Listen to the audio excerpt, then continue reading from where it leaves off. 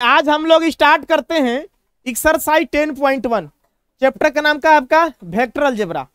Algebra तो समझ रहे ना, इसमें एक्स वाई जेड आएगा। ओके, अब वेक्टर का मतलब क्या होता है? सदिश होता है।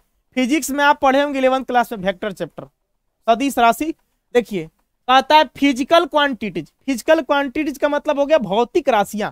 भौतिक राशियां कौन कौन होता है? एक होता है स्केलर, एक होता है वेक्टर। स्केलर का मतलब होता है अदिश, अदिश राशि, और वेक्टर का मतलब होता है सदिश राशि। अब आप ध्यान से इस टॉपिक को समझेंगे सर, मैं 2-4 मिनट में आपको समझा देता हूं। अदिश राशि हो गया, सदिश राशि हो गया। अब देखिए इसका परिभाषा है, शॉर्ट में लिखा हुआ है कि ओनली मैग्नीट्यूड। इसका मतलब कि सिर्फ इसमें परिमाण रहेगा। जैसे मान लीजिए कि यह मैं हूं, क्या हूं? मैं हूं सर, चलिए हम ही हैं सर, ठीक है। और मेरा कुछ न कुछ ऊंचाई है, जैसे मैं 5 फीट मान लो 6 इंच का हूं, 5 फीट 6 इंच का हूं।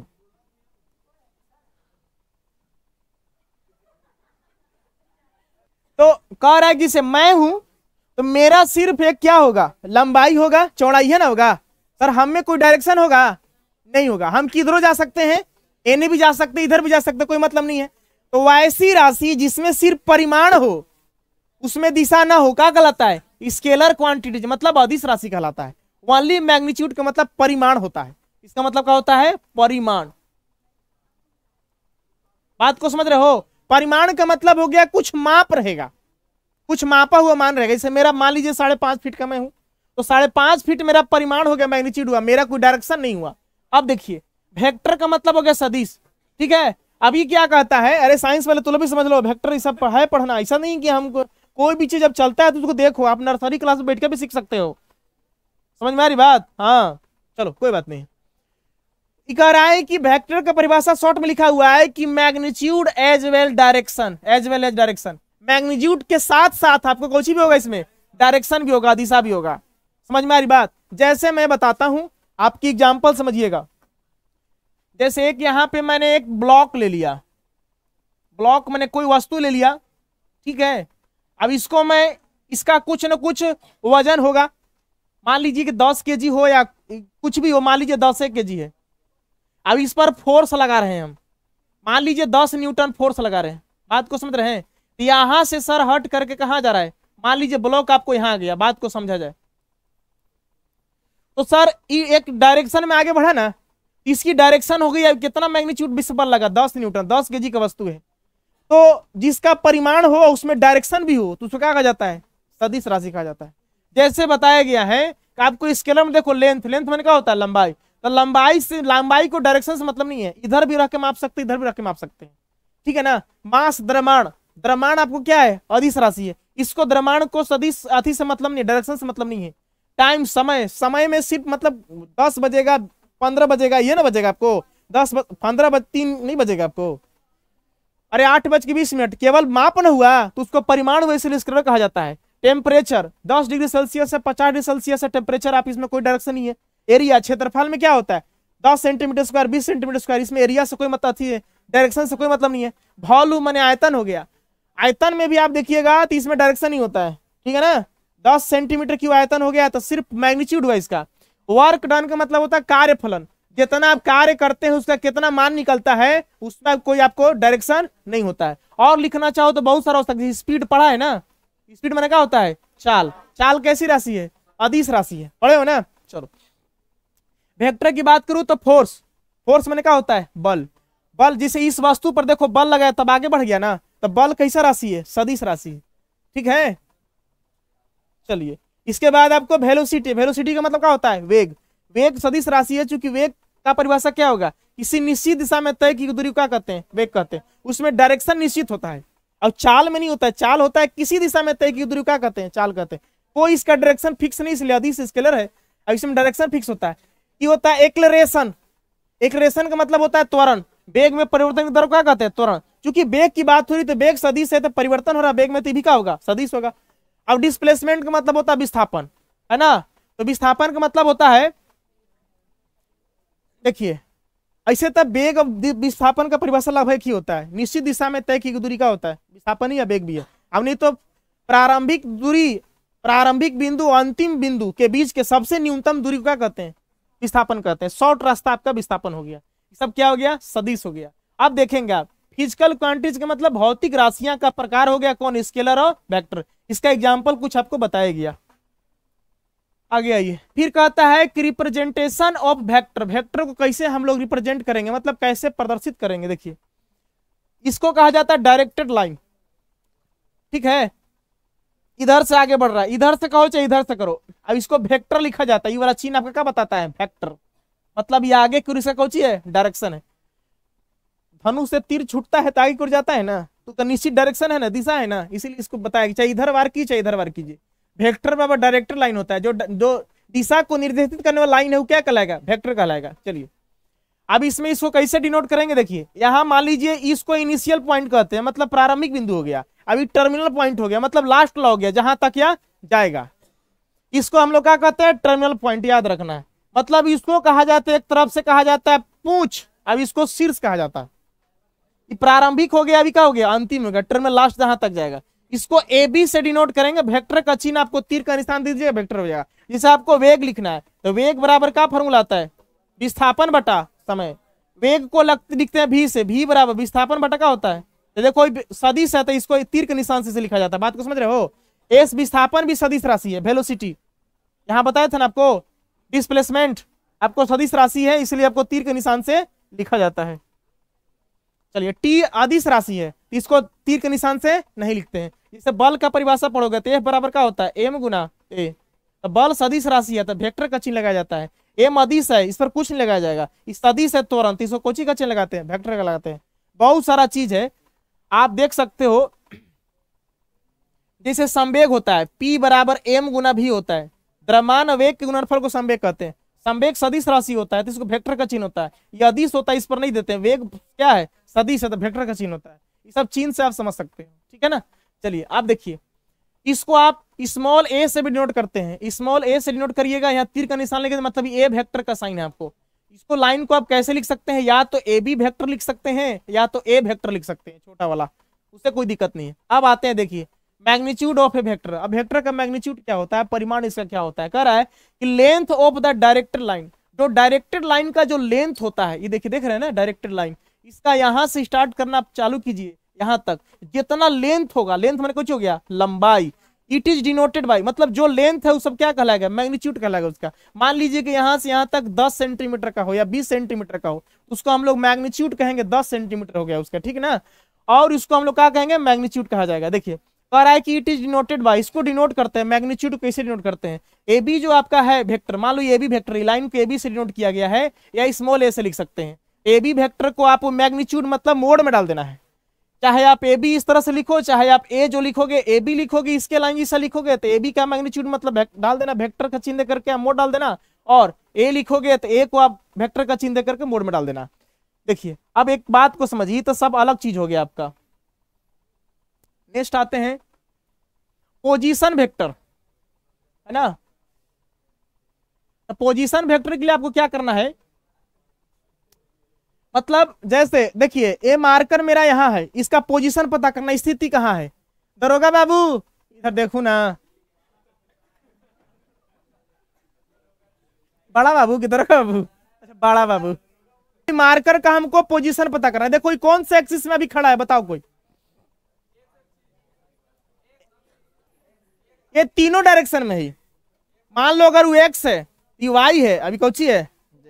ऊपर कोई भी चीज टांगा है, इसका मतलब कि 3D में है। या हवाई जहाज और उड़ता हुआ पंछी सब 3D में होता है, 3 एक्सिस में काम करता है। जिसे मैं देखो, मैं मान लो एक्स है वाई है, तो मैं यहाँ कोना में हूं सर। अब यहाँ हम पोजीशन वेक्टर, हम आगे जाना चाहता हूं सर, आराम से रहिएगा ना, आगे आ रहा हूं। थोड़ा बहुत होना चाहिए, क्लास इंटरेस्टिंग लगता ना, ऐसा व्यू नहीं है सर, क्षमा करे सर। देखिए हम आगे बढ़ गया सर, अरे गुड मॉर्निंग बोलेगी।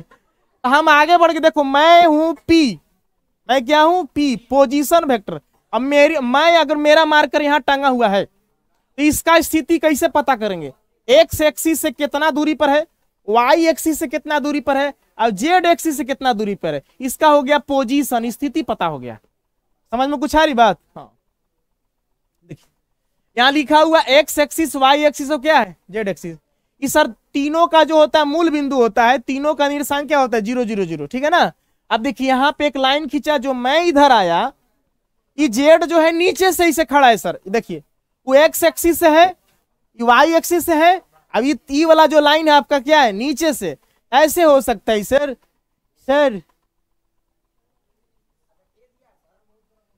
ये आपका जो है ना इस तरह से डायरेक्शन काम करती है सर। कैसे करेंगे सर?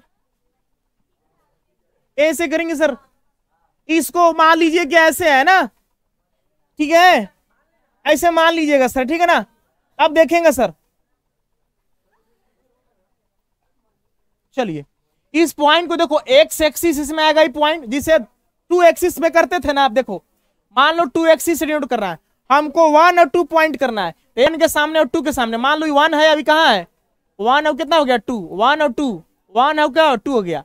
इस बिंदु को हम लोग रिप्रेजेंट करते हैं ना, बात को समझ रहा है। इस बिंदु का नाम क्या हो गया 1 और 2 हो गया ना। अब उसी तरह से देखना, इस बिंदु को देखिए, अभी तो 2 एक्सिस में थे एक्स और वाई का, इस समतल में था, ये 3D में हो गया। तो एक्स एक्सिस पर एक्स वाला, वाई से कितना दूर है वाई, और जेड से कितना दूर है क्या है जेड है। इस बिंदु को हम लोग क्या करेंगे रिप्रेजेंट करेंगे पोजीशन वेक्टर। देखिए लिखा हुआ है position vector of A point 0 0। Position vector का जो मेन पॉइंट होता है 0 0 होता है, and the terminal of A initial point होता है, ऑफ ए, यहां लिख दिया छूट गया, initial point 0 0 0 and terminal point. शुरुआती को इनिशियल कहेंगे और लास्ट वालों क्या कहें टर्मिनल पॉइंट। क्या होता है एक्स वाई जेड। देखो इसको कैसे वेक्टर में डिनोट करेंगे, ओपी वेक्टर लिखेंगे ना, वेक्टर का चिन्ह बराबर ई वाला दूरी को हम लोग क्या मान लेते हैं आर मान लेते हैं, आर वेक्टर हो गया। चलिए दोनों में से कोई लिख सकते हैं, रिप्रेजेंटेशन किया हुआ इसको व्यक्त किया गया है। अब समझेंगे इसका मैग्नीट्यूड कैसे निकलेगा। ओपी का मैग्नीट्यूड निकालने के लिए कहेगा तो फार्मूला है आपका, ओपी को मोड में डाल दीजिएगा, ओपी वेक्टर को बराबर लिखिए 4 वेक्टर, दोनों एक ही चीज है, चाहे ओपी लिखिए चाहे क्या लिखिए आर, यहां से ओपी लिखिए चाहे क्या लिखिए आर लिखिए, एक ही चीज है। देखो इसका मैग्नीट्यूड निकालेंगे तो चाहे ओपी वेक्टर लिखो इस तरह से मोड में, चाहे आर वेक्टर लिखो, ठीक ना। इसका फार्मूला होता है, देखो इस सूत्र काम करेगा, याद रखना। जब भी मैग्नीट्यूड निकालने के लिए कहेगा under root x square plus y square plus क्या हो जाएगा z square, x square plus y square plus z square formula है आपका। एक की उच्चारण बन जाएगा, कौची बन जाएगा मैग्नीट्यूड निकालने कहेगा। वो सब बेसिक चीज था आपको ना, यहां से फार्मूला आपको मिला। अब देखिए अब फार्मूला आपको स्टार्ट हो रहा यूज होगा। Direction cosine and direction ratio क्या होता है समझेंगे।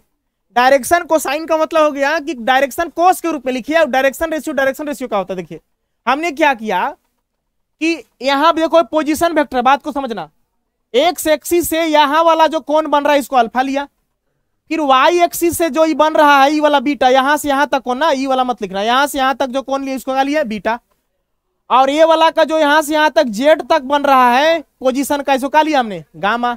यहां लिखल है alpha beta gamma, direction angle है, मतलब ये बताएगा किस दिशा में जाएगा।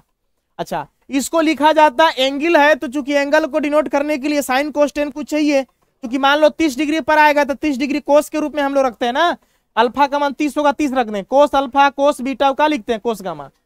ये क्या है आपका डायरेक्शन कोसाइन के रूप में हो गया अल्फा बीटा गामा, ठीक है। चलिए अब बात को समझा जाए, हमने क्या किया कि यहां से यहां तक को जो लाइन है ये वाला, इसको हमने क्या ले लिया एक्स ले लिया, यहां से एगो लाइन हमने ड्रॉ किया परपेंडिकुलर लाइन है, इसको वाई ले लिया, समझ में आ रही बात। अब यहां से यहां तक जो टच करे इसको जेड भी ले सकते हैं, कोई दिक्कत नहीं है आपको। चलिए आगे बढ़ते हैं हम, देखिएगा इसका फार्मूला है आपको, देखो कोस अल्फा बराबर एक्स बटा, कहां से आएगा समझो। देखो इसका निकालोगे, ई हो गया देखो परपेंडिकुलर, ई हो गया इसके सामने वाली क्या हो जाएगा लंब, ई क्या हो जाएगा आधार, ई क्या हो जाएगा कर्ण। तो कोस बराबर क्या फॉर्मूला होता है बी बटा एच, तो बी इसके लिए क्या हो जाएगा लंब हो गया, बी हो गया कौन सी, देखो ई पी हो गया, अभी क्या हो गया बी, अब एच का हो गया आर। यहां देखो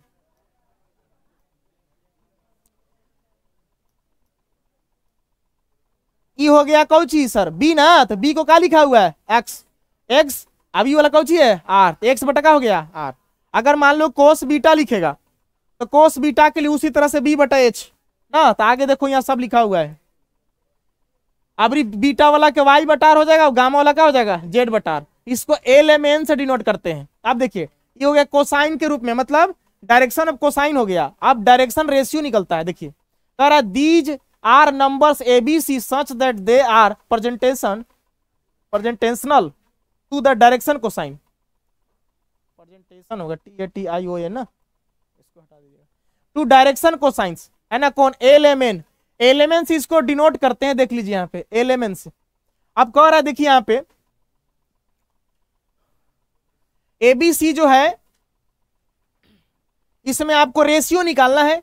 रेशियो का मतलब अनुपात होता है। A ऊपर रख दीजिए, अब L को नीचे रख दीजिए, B रख दीजिए, PM नीचे रख दीजिए, अब C रख दीजिए, N नीचे रख दीजिए। रेशियो में अनुपात में चल जाएगा। ये सब आपको यूज बताऊंगा सवाल में कैसे होगा।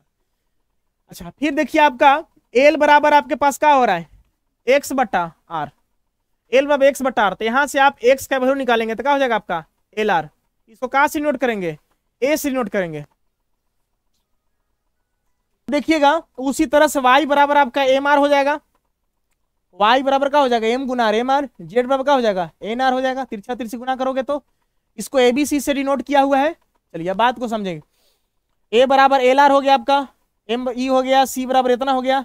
अब देखिए जब A बट्टा L बराबर R हो गया, A बट्टा EL आएगा इधर तो क्या हो जाएगा, A बट्टा L बराबर क्या हो गया R। इधर आएगा B बट्टा M R, इधर आ जाएगा तो C बटा N R हो गया। सब सवाल में यूज होगा सर, ऐसे समझ में नहीं आया आपको, फ्यूचर में सब बता दूंगा।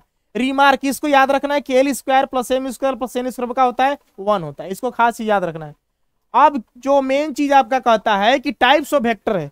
टाइप्स ऑफ वेक्टर में देखना है, पहला वेक्टर है जीरो वेक्टर और नल वेक्टर, जिसका मैग्नीट्यूड क्या हो जाए, जीरो हो जाए, परिमाण जीरो हो जाए। बात को समझिएगा। मान लीजिए कि यह एक वेक्टर है जिसका नाम कुछ AB है।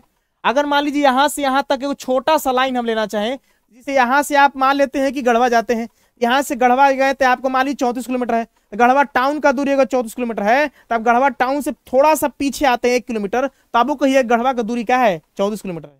उसको न के बराबर माना जाता है, ठीक है ना। तो ये जो दूरी है डिस्टेंस को न के बराबर माना जाता है। ये मैग्नीट्यूड का माना जाता है जीरो। रिप्रेजेंट क्या करते हैं, जीरो वेक्टर से डिनोट करते हैं। किसी का मैग्नीट्यूड जीरो आ गया तो कह देंगे कि भैया कुछ है, जीरो वेक्टर है, नल वेक्टर है। अच्छा यूनिट वेक्टर दूसरा आता है, मतलब इकाई सदिश, इसका जिसका मैग्नीट्यूड 1 यूनिट होना चाहिए। मान लीजिए कि आप यहाँ मेरा घर है, अब यहाँ पे मान लीजिए विद्यालय है, तो मेरा घर से विद्यालय की जो दूरी होगा वो मान लीजिए 1 किलोमीटर हो गया। 1 के रूप में होना चाहिए, या तो 1 किलोमीटर होना चाहिए, या 1 मीटर होना चाहिए, 1 सेंटीमीटर होना चाहिए, उसको 1 यूनिट कहा जाता है, ठीक है ना। चाहे 1 लाख किलोमीटर हो जाए तो 1 होना चाहिए, 1 यूनिट। तो जिसका मैग्नीट्यूड 1 हो जाए वो क्या कहलाएगा, आपको यूनिट वेक्टर कहलाएगा, जिसको हम लोग 1 कैप से डिनोट करते हैं। 1 कैप इसको बोला जाता है ना। चलिए अब देखिएगा तीसरा आता है को इनिशियल वेक्टर। इसका मतलब देखिए दो वेक्टर का अगर एक ही जगह इनिशियल पॉइंट मिल जाए, इस इनिशियल होता है टर्मिनल होता है, तो दोनों वेक्टर अगर एक ही जगह मिल जाए, जैसे एक रास्ता इधर से जा रहा है, एक रास्ता इधर से जा रहा है, अब यहाँ बीच में आकर मिला हुआ है चौक चौराहा जैसा, तो इसको हम लोग कहेंगे को इनिशियल वेक्टर कहा जाता है। अगला है को इलिनियर वेक्टर, कोलिनियर। तो कोलिनियर वेक्टर का मतलब हो गया कि दो वेक्टर पैरेलल होना चाहिए। पैरेलल का मतलब क्या है, जिसे एगो ए वेक्टर हो गया, बी वेक्टर हो गया, दोनों एक दूसरे रेल के पटरी से क्या होना चाहिए, पैरेलल होना चाहिए। डायरेक्शन इधर उधर हो सकता है, एगो आगे जाए तो पीछे जाए, उससे कोई मतलब नहीं है, पैरेलल बस होना चाहिए। आगे 5 नंबर का आता है इक्वल वेक्टर। इक्वल वेक्टर का मतलब होता है कि सेम डायरेक्शन होना चाहिए और सेम मैग्नीट्यूड होना चाहिए। मान लीजिए यहां से यहां तक 5 मीटर है, तो ये भी क्या होना चाहिए, 5 मीटर। अगर यह पूरब की ओर जा रहा है तो भी पूरब की ओर जाना चाहिए। Same direction and same magnitude, समान दिशा होना चाहिए और समान परिमाण होना चाहिए, तब जाके इसको क्या कहेंगे, हम इक्वल वेक्टर कहेंगे। अब एक 6 नंबर आता है निगेटिव ऑफ ए वेक्टर। मतलब वेक्टर में जो निगेटिव आना, जैसे सेम मैग्नीट्यूड तो सेम होना चाहिए। देखिए मान लीजिए कि 10 सेंटीमीटर तो यो 10 होना चाहिए, बट अपोजिट डायरेक्शन होना चाहिए। मतलब एक आगे की ओर जाए तो कहाँ जाना चाहिए, पीछे जाना चाहिए। तो ये तरह के आपको वेक्टर की कहानी था। आइए चैप्टर का एक आध गो सवाल देखते हैं, बाकी अपने सब खुद बना लोगे। देखो कोई बात नहीं, साइंस वाले धैर्य रखिए, हम लोग कल सकरात को सब मिल बांट के खाएंगे।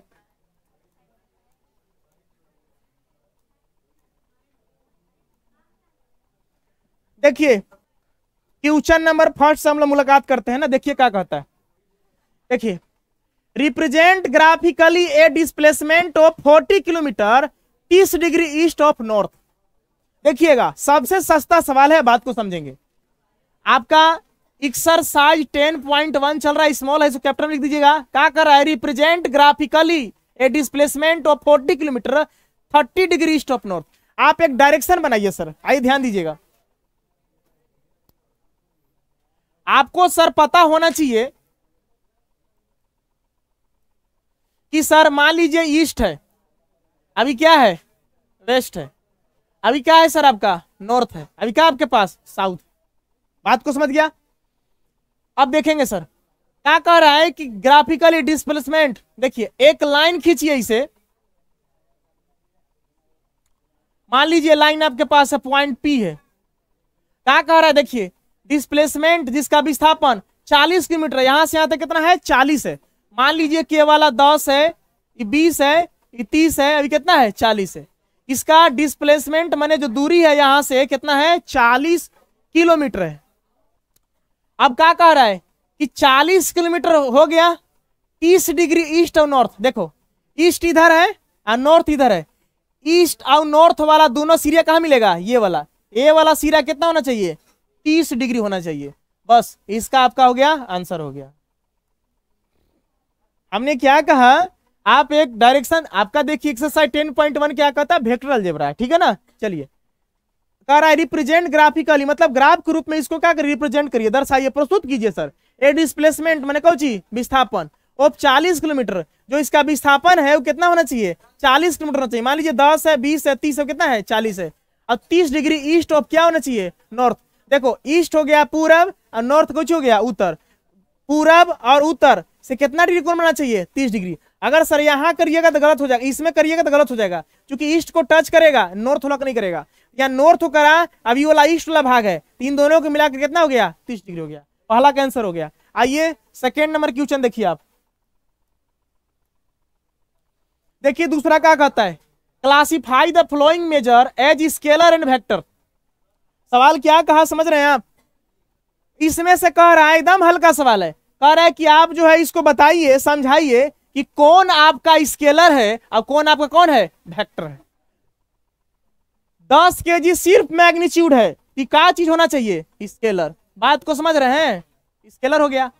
2 meter north west, 2 meter magnitude हो गया और नॉर्थ ईस्ट वेस्ट कुछ हो गया डायरेक्शन हो गया, क्या हो गया वेक्टर। ठीक है 40 डिग्री सर कौची है मेजरमेंट है, माप है ना, कौन है एंगल है, तो कौची हो गया स्केलर। 40 वाट शक्ति का मात्रा का होता है वाट, तो शक्ति अदिश राशि हो गया, इसको कोई डायरेक्शन से मतलब नहीं है, कौची हो गया सर स्केलर हो गया।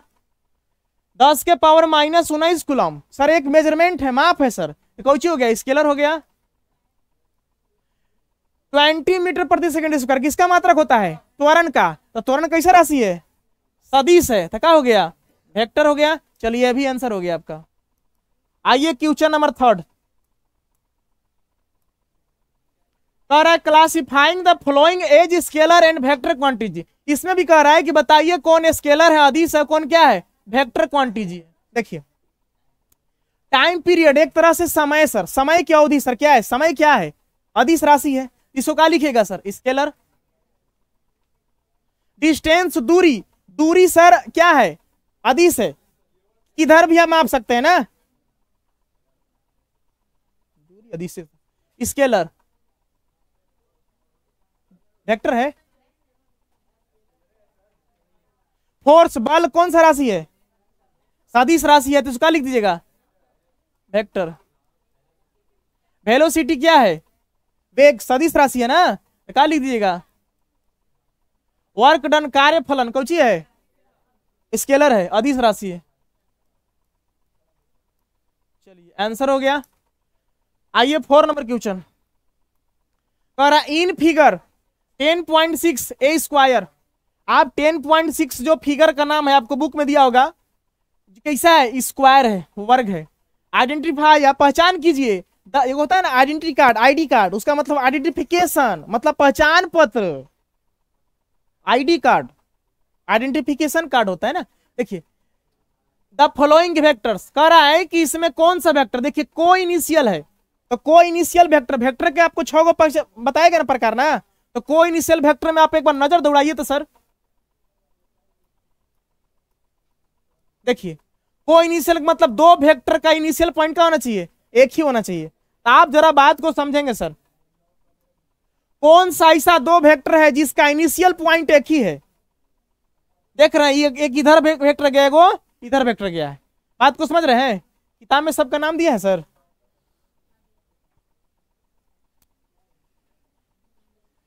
ए वेक्टर है, बी वेक्टर है, सी वेक्टर है, अभी डी वेक्टर है ना।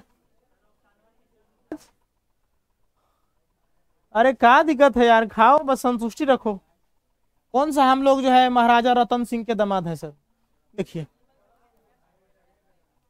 दो वेक्टर का इनिशियल पॉइंट एक हो तो उसको क्या कहते हैं? को इनिशियल वेक्टर ना। तो बताइए, एक वेक्टर इधर है, एक वेक्टर, दोनों के इनिशियल पॉइंट यही नहीं मिल रहा है, तो कौन कौन सा हुआ? ए वेक्टर एंड डी वेक्टर। पहला का आंसर हो गया आपका कौन सी? ए वेक्टर एंड क्या? D vector. दोनों मिलाकर के कौन हो गया? को इनिशियल वेक्टर हो गया। इक्वल वेक्टर, इक्वल वेक्टर में क्या कहा गया था? जिसका सेम मैग्नीट्यूड होना चाहिए और सेम डायरेक्शन होना चाहिए, तो क्या हो जाएगा? Equal vector. आप एक बार नजर दौड़ाइए सर।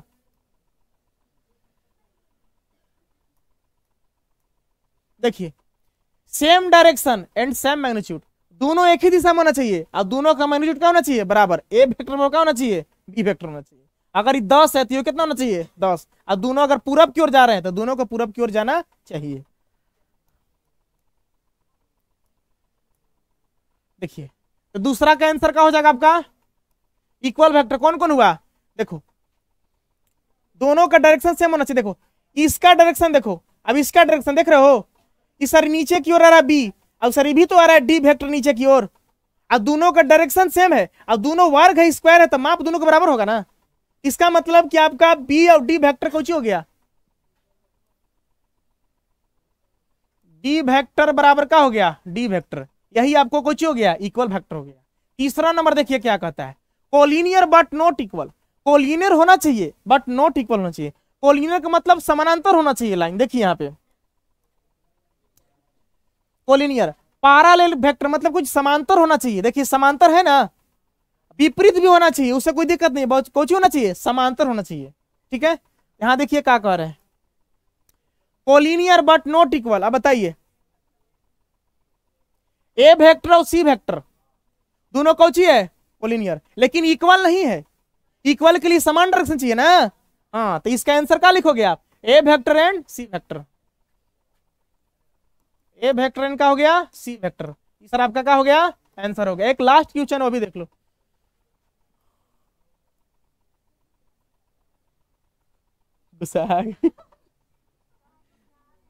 रुकिए ना सर, देखिए, answer the following as true और फॉल्स। अब समझेंगे, आप ही बताइएगा आंसर ना, ट्रू और फॉल्स लिखना है। कौन सा एकरा में सत्य होगा, कौन असत्य होगा, ट्रू फॉल्स करना है। पहला क्वेश्चन कहता है a and minus a vector are collinear. क्या है आपके पास एक वेक्टर ए है, अब एक वेक्टर इधर की ओर जा रहा है, वो कौन सी है? माइनस ए ना। तो दोनों क्या यह सही है गलत है? कोलिनियर होगा। कोलिनियर के क्या चाहिए? समानांतर चाहिए ना। समांतर तो हो रहा है ना, कोलिनियर के समांतर चाहिए ना।